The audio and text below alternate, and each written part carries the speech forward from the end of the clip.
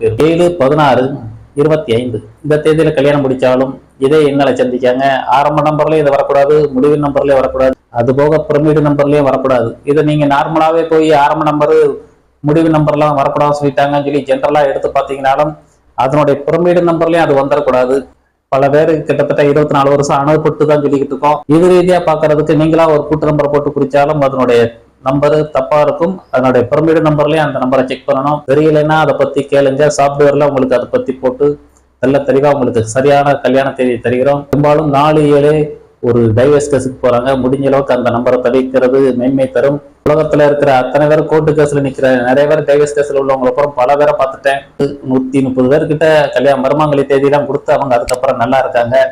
ஆகையால ஆரம்பத்திலே அந்த தேதி வராம நம்ம பார்த்துக்கிட்டா அடுத்த தலைமுறைக்கு வாழக்கூடியவங்களுக்கு அது ஒரு நன்மையாக முடியும். அவங்க வாழ்க்கை இன்பமாக இருக்கும்.